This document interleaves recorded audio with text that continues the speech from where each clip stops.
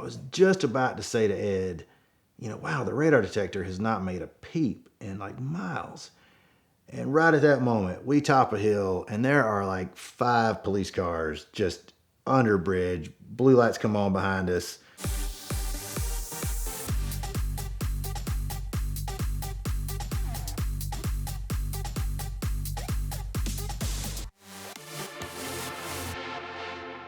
So I have been taking epic road trips for most of my life. I've driven in countries all over the world. I've done my own versions of endurance drives, did my own solo Cannonball back before I knew anybody else was even doing it. But the first time I actually did an official Cannonball event was a while back, and it was an event called the Musketball. The Musketball was conceived by John Ficarra. The Cannonball record had obviously escalated and got to some pretty intense versions of time and speed. So the idea was that we'd slow it all down and just do it in 100 horsepower cars or cars with less than 100 horsepower. So the idea goes out. My very good friend Ed Bowen calls me up and he says, "Hey, you want to go do this thing?" And I was like, "Absolutely. It sounds awesome." So, a couple of cars were considered. We ended up just going with a rental car, and Ed did a great job of telling that story. But so we hop on a plane, we fly to Connecticut, we go to get the rental car. It's a different rental car again. He told the story. We head to the dyno event, and this just sort of kicked off just such a fantastically fun road trip. It got weird right from the beginning. It's a couple days before Thanksgiving, and we're trying to find this little dyno shop outside of Darien, Connecticut. And right in the middle of town, we see a big old Thanksgiving turkey just walking down the street, checking himself out in store windows. I think Ed and I both kind of see the turkey and kind of do a double take and kind of like, "Did you see that too?" And we stop and take some pictures with him and make it onto the dyno event. Of course, we have a good time. Everybody's showing up with all these different crap cars, good cars, bad cars, cheaty cars. It's just a used car lot of slow cars. So a few cars go on the dyno. The Prius was an interesting one. Our car with the CVT, a few other ones. A few people took some penalties for going a little over. But we all did that. We had a big time. We connected up with our co-driver, Dan Doucette. The 3 of us were going to go. We got for a great dinner. Everybody goes back to the hotel. We all hit Walmart to get some snacks the night before. And, we're on one aisle. And then we see the next aisle over, there's another team. They've got their cart. And of course, we're all heading the same direction. So before the race even starts, now we're racing shopping carts through Walmart because, we're racers. That's what we do. Next morning, we all meet. We have some rousing speeches. We all kind of tire kick and walk around and look at each other's cars. And, Ed gives us a nice prayer. John gives us a nice motivational speech. We do some shout outs to some people who can't be there. And then we have this fantastically hilarious Le Mans start where somebody yells go. We all run across the parking lot, get in these cars. We take off, and within 10 seconds, some body contact is already happening. It becomes bumper cars, and I'm trying to get behind my friend Rusty to video him going out of town. It just turns into a circus.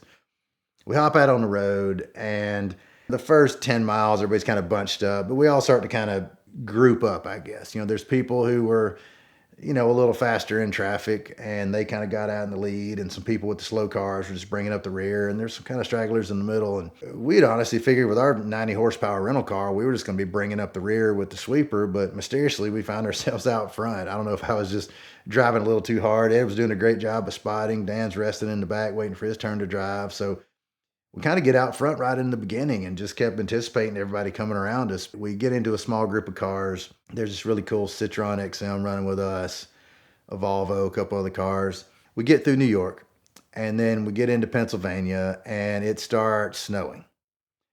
So that immediately makes it more interesting. And it's not really building up on the road or anything, but, it just adds to the excitement. We're whipping through the Allegheny Mountains and having a good time. I think we've done a couple of drival swaps at this point. It's gotten dark.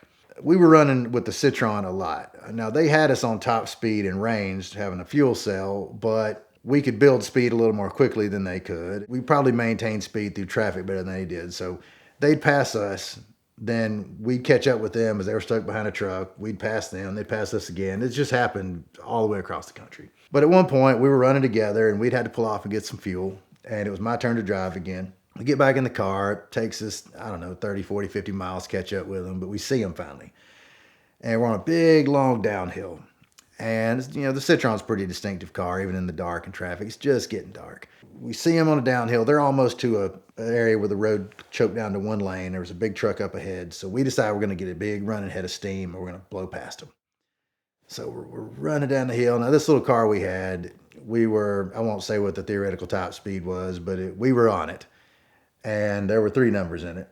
So we've got this little thing just pegged out. It would slow us down by the rev limiter would just kind of kick in and the car would do this little kind of thing each time. And you think that would get annoying, but after about 1,000 miles, you don't even notice it anymore. But needless to say, we have pegged this thing out. And just as we were about to come past them in the dark, we turn the headlights off. We're going to go around them, but they see us coming and they whip over and block us. And we brake really hard and we get in behind them. And now we're all stuck in this big line of slow traffic going through this construction zone. Ed looks over and he says, I think they need a bump. So we start giggling. So we shut the headlights off and they kind of lose us in the dark. And we just kind of hang behind them a little ways and we start easing up and I'm driving up and Ed's kind of, guessing we're kind of, it's like a countdown to like docking and the space station, like 10 feet, 9 feet, 8 feet.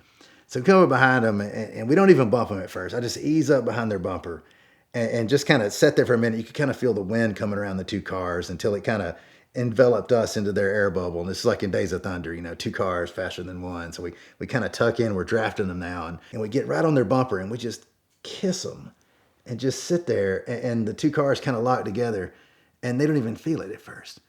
So then we start kind of like just slowly, I start like steering back and forth and it just kind of wags their tail a little bit. And you can almost we can barely see their heads in the car in front of them. And, they're kind of looking around like there's almost like they can't figure out what's wrong with the car. They don't realize there's somebody behind them wagging their tail a little bit and they don't even notice it. So we back off and Ed's like, bump them.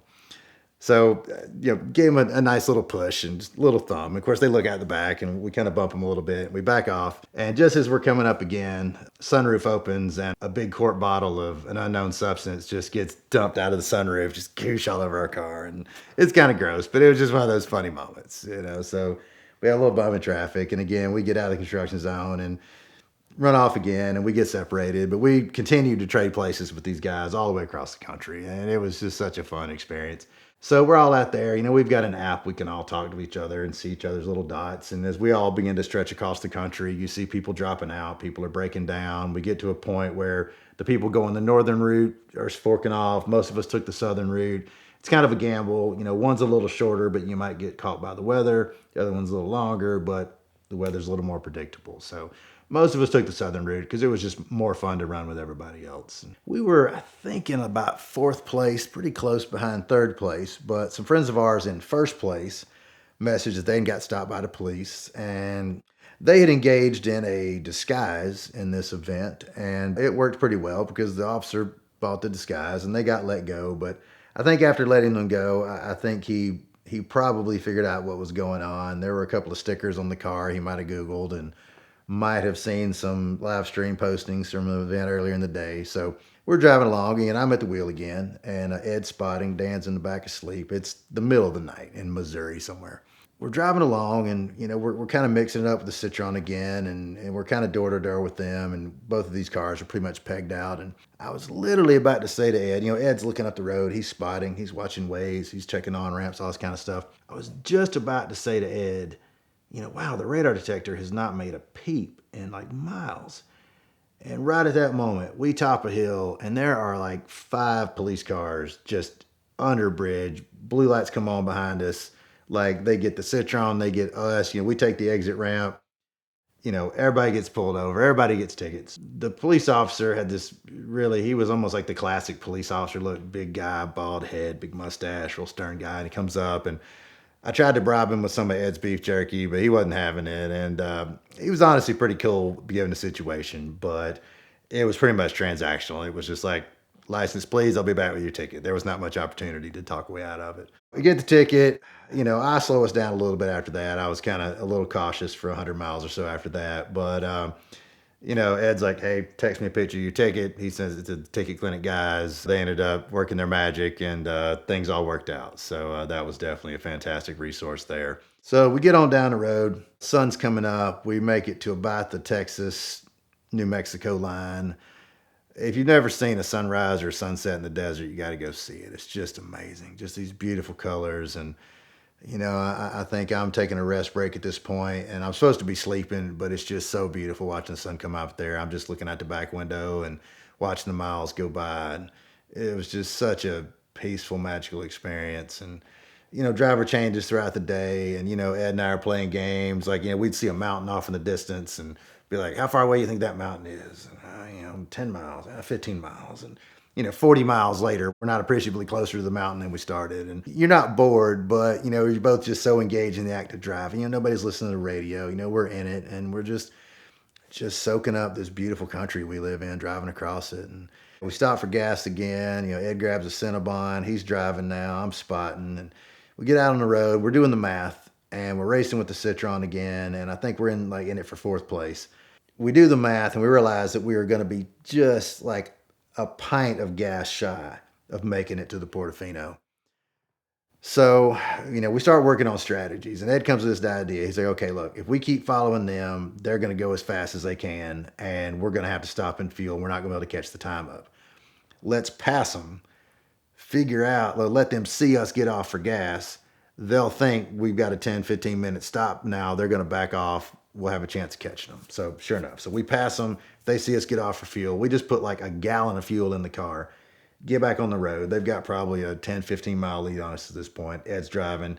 He's cutting through traffic. His version of the story, he did a great job talking about some fans who come out and actually took a ticket for us. They kind of ran blocker for us with the CHP at one point. That was pretty cool. We get through LA traffic. We kind of hit it late afternoon, and Ed does a fantastic job of bobbing in and out of traffic. We can't find the Citron anywhere. They've dropped off the app. We can't find them, assuming they're well ahead of us. We're only like 2 miles from the Portofino. We get off the expressway, and we pull up at a red light. And it's just like in the movies, you pull up at a red light, and, we look to the left, and they look to the right, and there they are, like right next to us in traffic. It's like in Ferris Bueller when they're in the taxi next to Cameron's dad.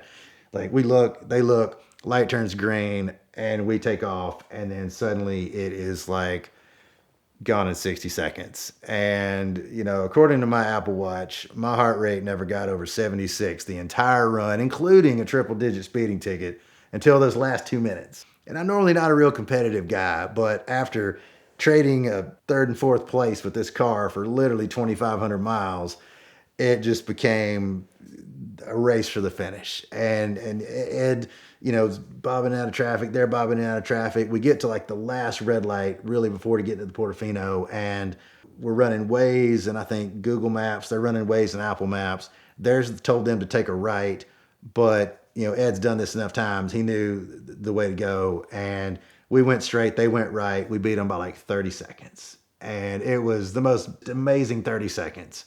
When you think about a 2,900 mile race over 30 something hours, and for those guys to lose it to us by literally the time it takes you to walk to your kitchen and back, it was probably rough for them, but it just wrapped up a fantastic road trip with a bunch of friends, and we just had such a good time. And those are just some of the funniest moments I remember from my first official Cannonball. The Simple Lease from Premier Financial Services is the most powerful tool in the world of exotic car financing. You get all the benefits of a lease, like the tax preference as well as the low payments, plus the benefits of a traditional loan. You can build up equity, pay it off at any time, and along the way you'll know exactly where you stand with their easy-to-understand amortization table. Premier's amazing nationwide team is standing by and ready to help you own your dream car in a way that's easier and more affordable than you could ever imagine. Whether it's a vintage Porsche, a modern McLaren, or a multi-million-dollar car collection, Premier is here to help. They've been supporting VINwiki for the last 6 years, and we certainly love them for that, but even more so, we love them because they make it easier and more affordable than you could imagine to own your dream car.